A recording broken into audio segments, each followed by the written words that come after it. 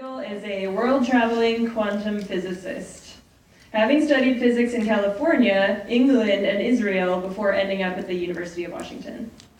Her favorite part of her job is the fact that she gets to point lasers at diamonds and play with interesting physics. All right, let's welcome Dr. Schmidgall.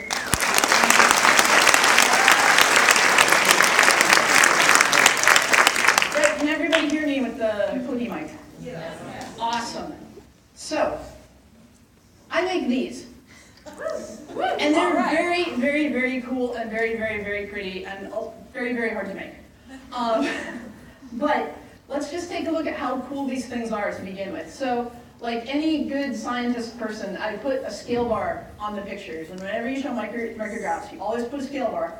So this scale bar is 5 microns, which is like this gap right here. This one's 10 microns, that's about from here to here. But the thickness of a human hair, that stuff on your head that's really thin, gets everywhere, gets lost, all that, is 100 microns. So these things, these beautiful, beautiful things, are 1/10 of the size of a human hair, which is really, really cool. Okay, so that's really, really cool. What is it good for? How is this in any way related to physics, and why are they quantum building blocks? Well, quantum computers are a very, very popular topic right now. As a matter of fact, we already had one talk on them. And Wired has a guide for quantum computing. It's actually really good. Recommend it. Look it up. The New York Times likes to write about quantum computers. Sometimes it can be a little scary what they write about.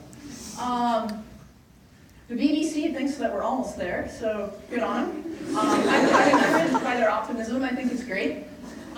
Even the Prime Minister of Canada is getting in on the act. He went to the University of Waterloo and now can school reporters in how quantum computers work. And they make word books for babies. So they've got quantum entanglement for babies, they've got quantum computing for babies, quantum optics for babies. My kid has the box set. Apparently my household's a little atypical. But in any case, quantum computing is a very, very popular topic right now. And it's popular because if we can manage to build a quantum computer, there are some really cool problems that we'll be able to solve, in some cases that we just can't solve right now, and in other cases much faster than we're able to solve right now. So a bunch of people are looking at how do we build these things. And some of them are your favorite 3-letter agencies because big, powerful computers are interesting to people who need big, powerful computers. In any case, quantum computers are based on quantum bits, or qubits. So classical computers are based on bits, and they can be either a 0 or a 1, whereas quantum computers, based on qubits, that qubit can take any value combination of 0 and 1. So people generally represent it as an arrow from the center to some point on the surface of this sphere, and there's an infinite number of points on the surface of that sphere. But that's a little complicated, that picture looks a little technical, and I'm not supposed to do that. So here's a better explanation. Point it at the computer. Dang it, I ruined my joke. So your classical bit can be either, say, a duck or a rabbit. And your qubit, which you've already seen, is this thing, which I look at it and go, it's a duck, it's a rabbit, it's a duck, it's a rabbit, it's in any case. So people all around the world are trying to make qubits, and there's many different systems that people are looking at for how to make qubits. So I put kind of a photo gallery of a whole bunch of different kinds of qubits. The trapped ion ones you heard about earlier are here. I've worked with these guys, I've worked with these guys, and I don't really care what my qubit is for the rest of this talk.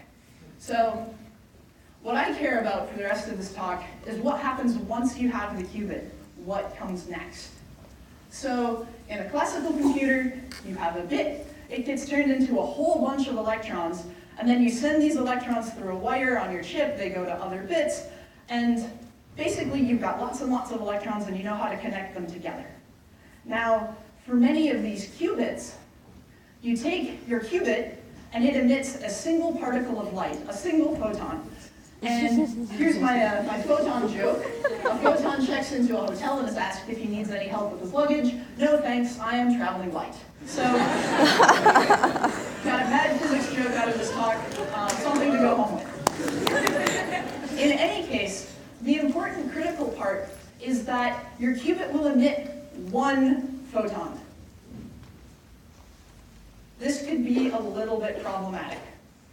So here's how this could be problematic. Suppose I have 2 qubits, and I want to connect them together. So each qubit is going to emit a photon, and these photons are going to interact. And when they interact, I have connected my qubits. Okay, so far so good. I have my 1 qubit, it emits my 1 photon, and now I have 2 connected qubits, yay. But what happens if one of the photons gets lost? Or, in order for them to interact, they need to be the same color. What happens if my 2 qubits are ever so slightly different, and my photons are 2 different colors? So, if I want to connect together lots of qubits, as in enough qubits to actually build a quantum computer, I need lots of same colored photons.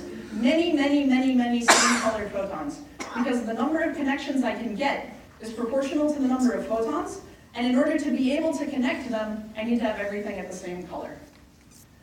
So these things that I showed you on the first slide, these really cool, really tiny devices, are actually meant to be kind of like Legos for building a quantum computer. Because these are devices that are supposed to help us get more photons and more photons of the same color. And the hope is that once we get really good at building all of these blocks, we'll basically have a gigantic bucket of Legos, which I guess these days they come as kits for building specific things, but they used to have this old school like big plastic tub of just random Lego bits. Basically that, where we can connect them all together and build a quantum computer. So I'm going to take you through an example of how we can fix photon color with a device. So suppose I have a qubit and it's feeling a little green and spitting out green photons. Now what I can actually do is I can connect this qubit, apply an electric field to the qubit, and that electric field can actually change the color of the qubit. So instead of emitting green photons, it now emits yellow photons. And so if I can make a device that can fix the color of my qubits and fix the color of the photons that they emit, then I can use this device to help connect qubits together. So I will show you how we make devices, because it's cool.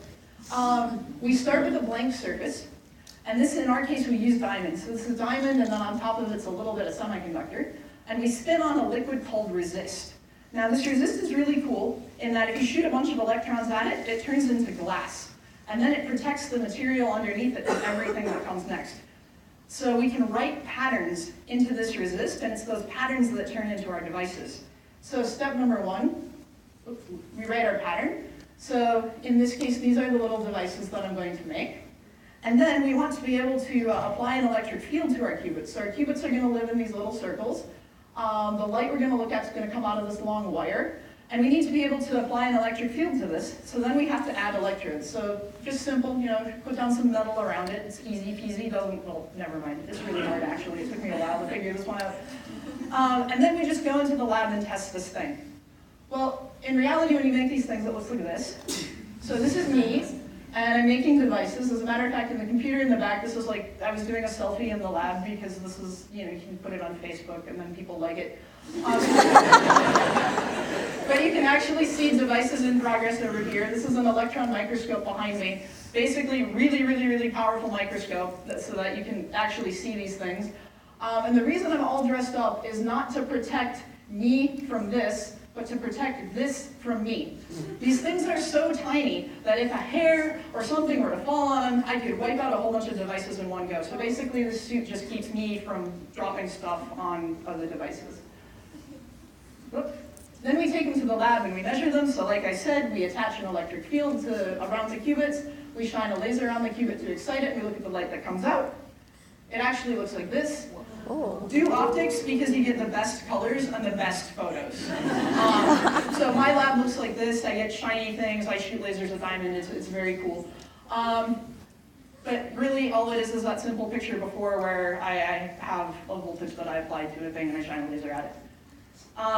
So this is what the results of the experiment look like. So over here, again, my little measurement setup, I apply a voltage, I shine a laser on it to excite my qubit, and I look at the photons that my qubit spits out.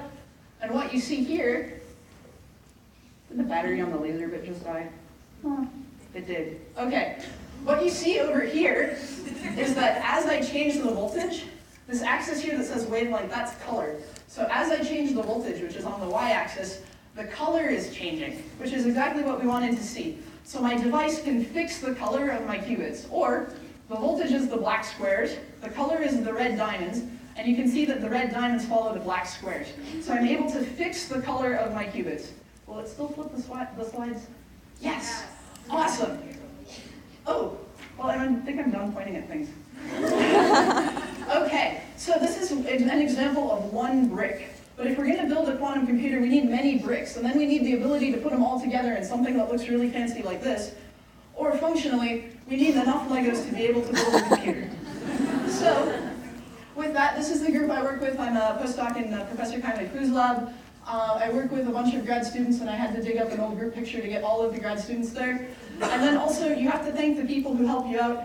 So it's really important to also have good people at home, and my kid was the model for the thing. So, yes, I make Legos.